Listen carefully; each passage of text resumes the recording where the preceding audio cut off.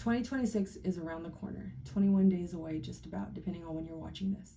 I'm Lily, like the flower, but you can call me Lily, Lilz, Faya. With the new year coming up, I realized that I was putting a lot of pressure on myself in the past to plan out my entire year to the T. And I'd get so disappointed when a majority of those things didn't happen, because I was so stuck on the outcome or the way it needed to happen that the moment I lost momentum or steam or didn't feel like doing something, it just felt so heavy. It felt like a disappointment. And I'd give up. I'd give up on myself. I'd give up on my dreams. I'd be like, oh, what's the point? It's just an ugly, vicious cycle. But this year, 2025, I've gotten a lot better at just taking things in smaller chunks. So I do plan out my year, but I don't do it to the point where, okay, XYZ needs to happen on January 1st. XYZ needs to happen on January 2nd, 3rd, 4th. Like, I break it down into categories. First one, being overall health, spiritual, mental, emotional, physical, nutritional, right? Just like my inner and outer well-being. What do I want to accomplish, start, finish, wrap up, let go within that category? Then going back to relationships, families, community, partner, dating, whatever the case may be, business, career, financial, personal, that could be home, hobbies, travel, events, miscellaneous, etc. And just filling in the blanks. I do coaching sessions with my clients around these certain categories, which is fun because seeing their breakthroughs where they're stuck the most is so eye-opening, because it reveals to me that a lot of what I went through in the moment, I'm sometimes like, what the F? Like, why do I have to go through this? Like, why am I still going through this?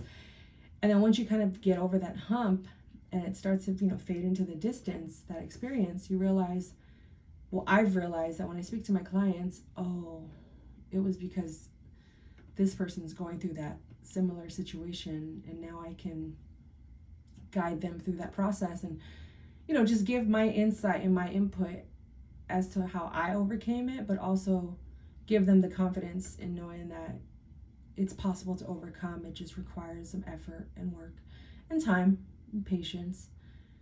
And you have to learn those things. I talk about practicing the things that you don't believe about yourself, because it takes time for it to click, for it to make sense, for you to believe in it. And that's the same with my walk with God. It's like, I've always believed in God since birth. I was birthed into a family that believes in God, talks about God, especially being raised by your grandma. It's inevitable. I was raised by both my grandparents as well. We prayed at the same time every day. We prayed before we ate. It's like, it was ingrained in me. But I never forged my own relationship with God. I've had my experiences with different churches, different religions, but it still there was still a huge disconnect. So this year, out of all of those categories, relationships, business, career, finance, personal, health, one of my biggest goals was my spiritual health, my faith. What does that mean to me? And just creating systems and plans for myself to make sure I'm accommodating those needs, prioritizing, not just accommodating, but prioritizing. So that meant, okay, if that's out of all these 5 categories, if health is my number one priority, specifically my relationship with God, where does that fit on my daily schedule? But if, let's just say, I don't need to travel this year. Let's just say there was 2 things I wanted to do this year, and I did it. I went to Hawaii and I saw Beyonce. Everything else was just a bonus. And truly, this is one of those years I had my head down and needed to focus. So traveling wasn't a big priority, but the things I did do, I made sure that they were worthwhile instead of frivolous. Of course, you can't escape emergencies or unexpected travel, but ultimately I kept it simple. So travel wasn't really a big priority on my list this year. So I didn't really make that much time or budget for that this year. Next year though, maybe, right? Then my other priority was my business and my career. I needed to prioritize that. I needed to get back to making money again, because 2023-ish, 24, I was on a fast decline. And thank God I had my savings, because I would not have been able to survive last year without it. Without not just the money, it's beyond the money. It's the know-how, the tools, because money's a resource.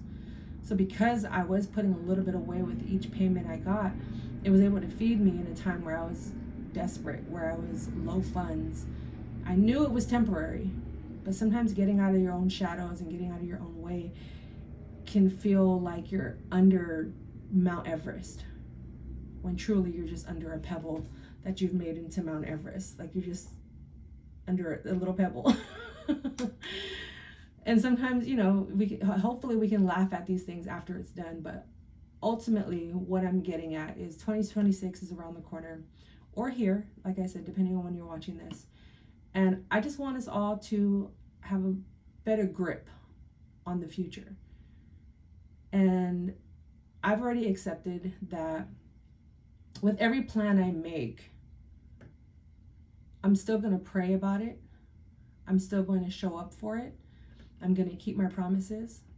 I'm going to do the work with love, because the starting point and the end point, all that in between, the process, the systems, that's where I'm going to need God the most. And it's the process that I want to enjoy and have fun. And even in times of stress, demand, chaos, it's like having the assurance, like, okay, this is temporary. I'm being tested right now. I'm going to get through this. And something I realized I wasn't doing enough of is just spending time with God. Even the word prayer can be daunting sometimes, because it's like, what am I going to pray about? Are all my prayers selfish? Are all my prayers self-serving? And this week, yesterday, last night, this morning, I realized, I was like, dang, like a year ago, I was in one of the darkest places mentally, emotionally, that I've been in a while. Like, everything I was kind of holding in caught up. All of the things and people I let go, it just all caught up and hit me at once. And getting out of that, I felt relief, but I also knew that this was the beginning of a new journey I'd be on. And it felt very heavy again. It was definitely more than a pebble that was weighing on me. But I wanted to try something different. I wanted to go about this differently. And I started just talking to God.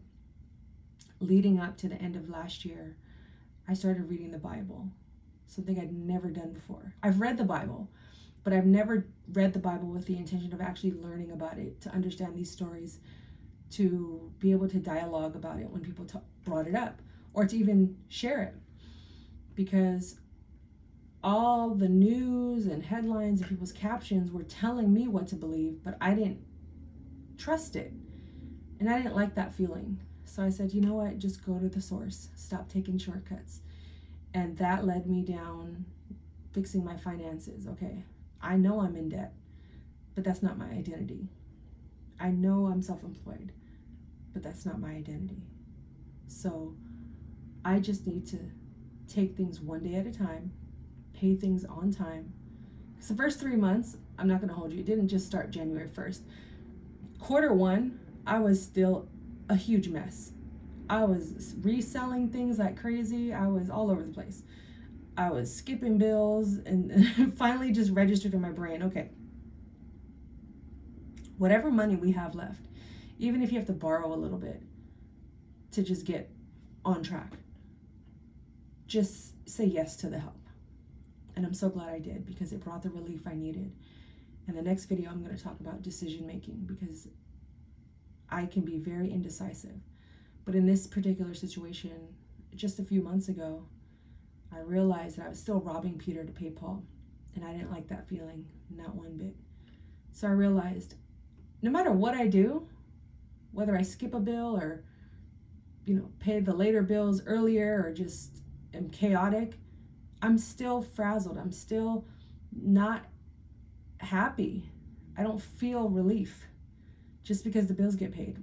End of the month, I'm like, oh my God, I can breathe for like 5 hours. And then first of the month hits and we're back. Rent is due. So I realized, you know what? Let me just, every single dollar I have, top down, first of the month to the 30th/31st. We're going to pay things in order. If I don't have enough or if I'm not projected to make enough, that's our cue to work harder, not to suffer, not to lull or be in despair, but to work harder. So I did that all year this year.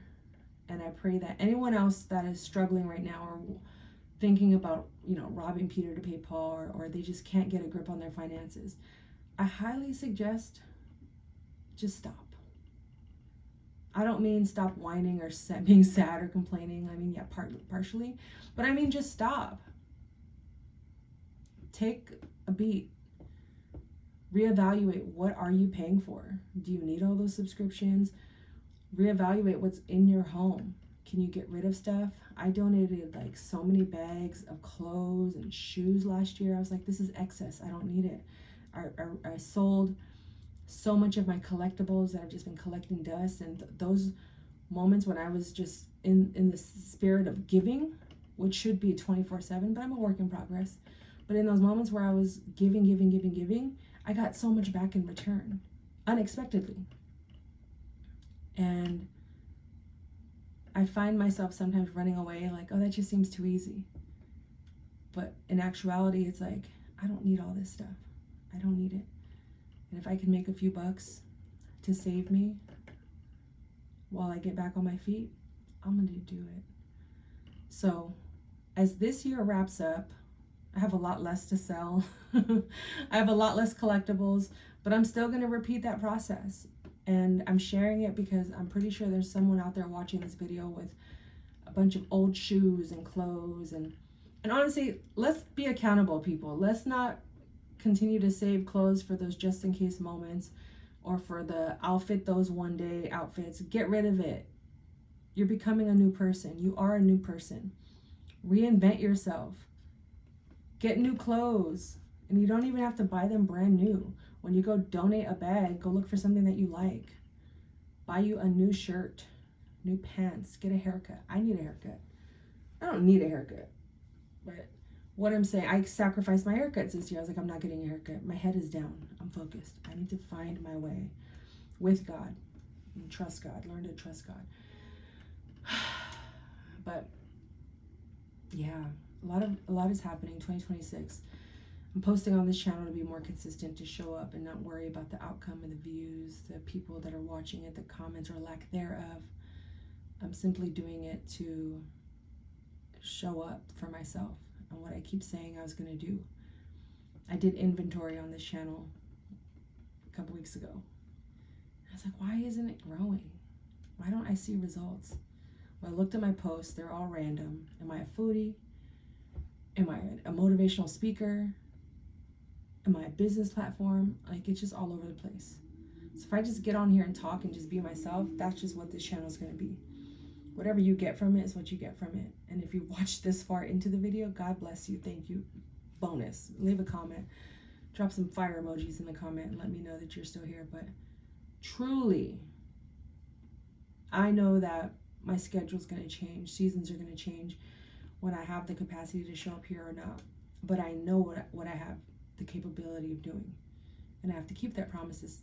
I have to keep those promises to myself to see it through, regardless of the outcome.